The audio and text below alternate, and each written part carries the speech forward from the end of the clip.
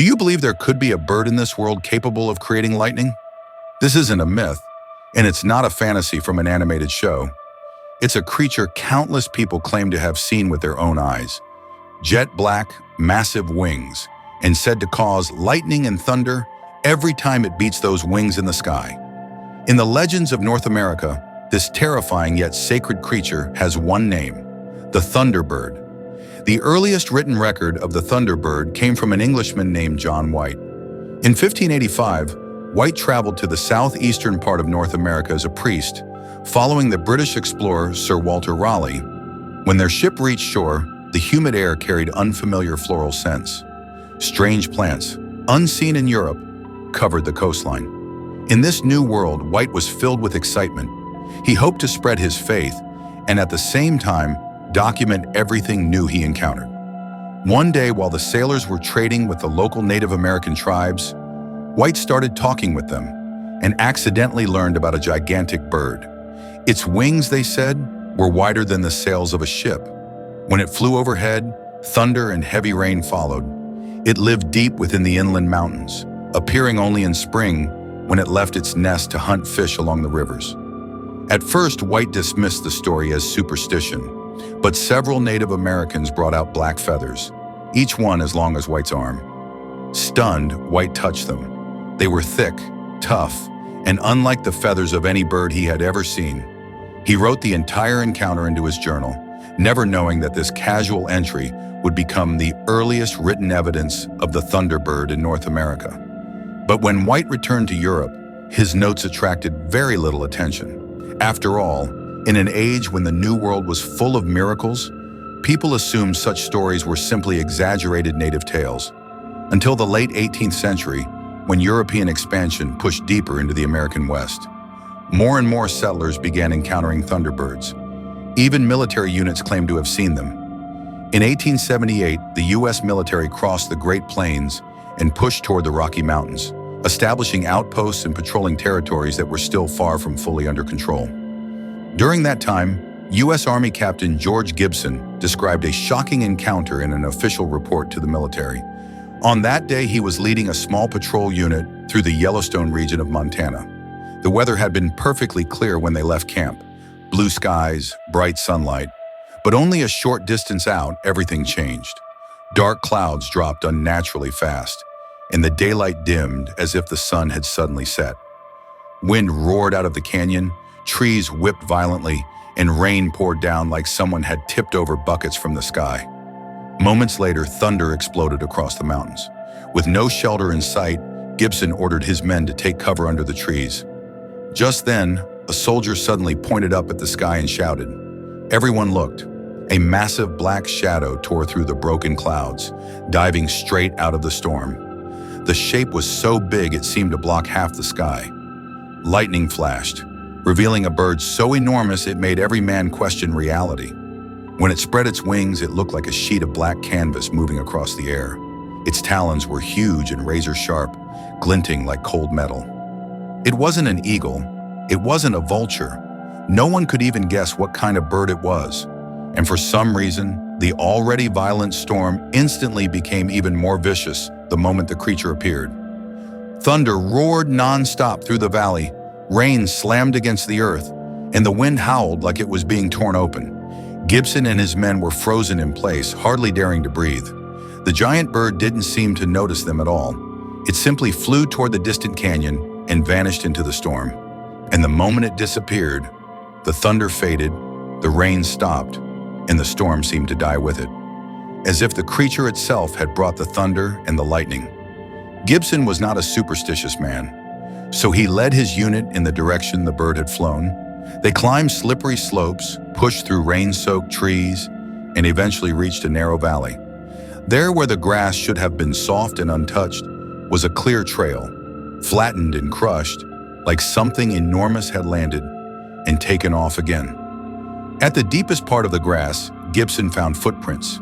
Each print was the size of a wash basin. The three-toed claw marks were clear and sharp, shaped like the tracks of a giant bird, far bigger than any eagle, vulture, or turkey known to exist. Water was still seeping into the prints, meaning they had been made only moments earlier. Realizing what he might have found, Gibson ordered his men to collect soil samples and continue searching. At the end of the footprint trail, he discovered several feathers. They were black, about 60 centimeters long, longer than any known bird of prey, and the quills were so hard they felt almost metallic, like they had been tempered by fire. If all of this was left behind by that enormous bird, then the creature could very well be the legendary Thunderbird, which meant the Thunderbird wasn't just a myth, it was real. Gibson carefully brought the feathers and soil samples back to camp, but unfortunately, because of poor preservation conditions and the chaos of ongoing conflicts, those priceless samples were eventually lost, leaving behind only his written report. From the early 19th century onward, Thunderbird sightings kept occurring throughout North America.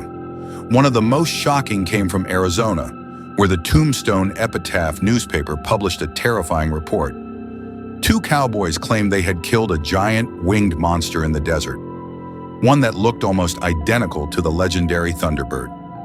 That year, the Western mining boom was at its peak. Gold hunters, bounty seekers, and wandering cowboys roamed endlessly across the desert. Two cowboys returning from a mining camp encountered a massive bird, so enormous it was beyond imagination. It was flying low, and every beat of its wings produced a thunderous noise, loud enough to draw the cowboys' attention. At first, they assumed it was a vulture or a large eagle, but when the creature swept just above their heads, they realized it was nothing like any known bird on Earth. Instinctively, the cowboys fired their guns, not to kill it, but simply to scare it away. But when the bullets hit the creature's chest, there was no spray of blood. Instead, the sound was dull and heavy, like bullets striking thick leather.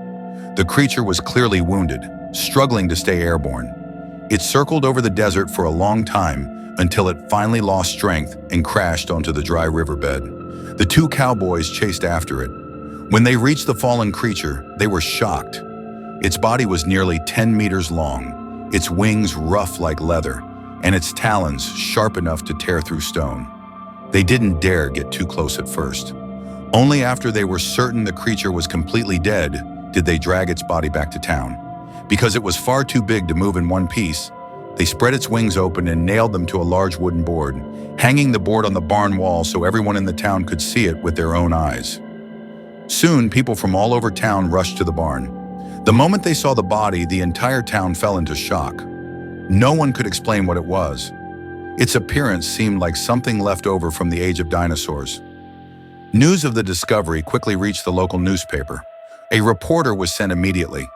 He photographed the creature, interviewed the two cowboys, and wrote his article. Knowing it was going to be an explosive story, he hurried back to the newspaper office with the photos. But no one could have predicted what happened next. When he returned, the photos were gone. Only the written article remained. Startled, he rushed back to the town to take more pictures. But the creature's body, nailed to the barn wall, had mysteriously disappeared as well. The townspeople were just as confused.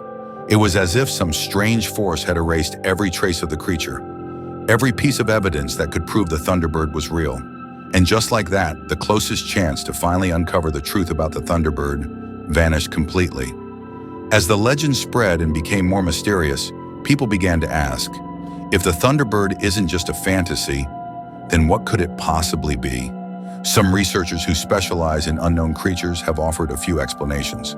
The most mainstream opinion is that in Earth's geological history, gigantic flying animals like the Thunderbird really did exist, pterosaurs. Among them, the Quetzalcoatlus of the late Cretaceous had a wingspan of 10 to 12 meters, which perfectly matches many descriptions of the Thunderbird's massive size. But mainstream science believes pterosaurs went extinct 65 million years ago. However, mainstream science has not always been right.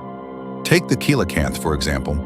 Scientists believed it had vanished along with the dinosaurs until fishermen accidentally caught a living specimen in 1938. It instantly became a living fossil that shocked the world. And in places like the remote Rocky Mountains or those deep, unexplored canyons, there might still be small, ancient populations that survived unnoticed. Maybe a remnant group of pterosaurs has continued to breed in those isolated forests, few in number and extremely elusive, perfectly avoiding modern biological research. This hypothesis is bold but logical, and it bridges the gap between legend and recorded sightings. Others say the Thunderbird might not even be a living creature at all. It could be a natural spirit, an embodiment of storms, mountains, and primal wilderness. It may not have a fixed physical form. What people see depends on their cultural background and their psychological expectations. Someone raised on indigenous stories might see a bird that looks like the ones carved on totem poles. A modern person, subconsciously influenced by dinosaurs, might see something shaped like a pterosaur. And the fact that thunderbirds always appear with thunderstorms and heavy rain may not be coincidence. Perhaps the thunderbird is the storm itself.